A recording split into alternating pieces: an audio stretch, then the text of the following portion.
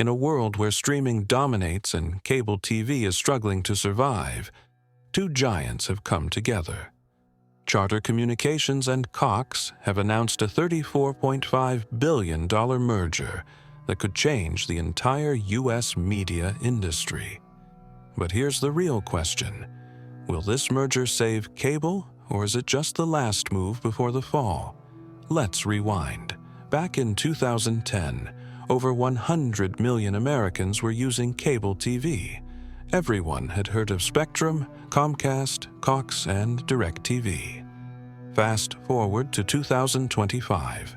Fewer than 60 million people still have cable. More than 40 million customers have cut the cord. People are now watching Netflix, Hulu, YouTube, and Disney+, not from a cable box, but from their phones, tablets, and smart TVs. Despite the collapse, Charter Communications stayed strong, offering cable TV and internet under the Spectrum brand. Cox Communications, privately owned and family-run, quietly built itself into one of the biggest broadband providers in the country. Now, in 2025, they're merging. This new deal will make them the largest cable and internet company in the United States, serving over 37 million customers across 48 states. The company says this merger will make things faster, cheaper, and smarter. They're planning to save $500 million every year within 3 years. That's a big deal. But here's what's tricky. The Trump administration hasn't approved it yet.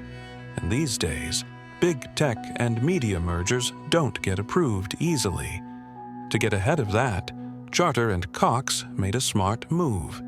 They publicly said this merger supports American jobs and will keep their customer service centers in the United States.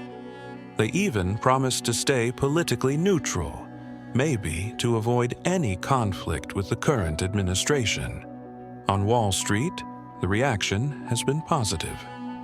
Charter's stock went up. Analysts are calling the deal a smart move. They believe combining Cox's solid customer base with Charter's tech and mobile growth could make the new company stronger than ever. But some experts say this won't change everything. One of them said Cox is already a well-run company. So this merger might help, but it won't completely transform the game. Still, let's talk about the bigger picture. Cable TV is shrinking fast. In 2014, there were about 100 million cable subscribers in the U.S. In 2025, it's down to just under 60 million. That's a 40% drop. Streaming is rising. Even ESPN, which used to be a cable-only sports giant, is launching a standalone streaming service at $30 per month. This could be the final blow to the traditional cable bundle. For Charter and Cox, the future lies in broadband internet, not cable TV.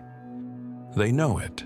That's why they're investing in mobile services, fiber internet, and artificial intelligence tools to reduce costs and improve speed. The merged company will continue using the Spectrum name for customers, but legally, it will operate as Cox Communications.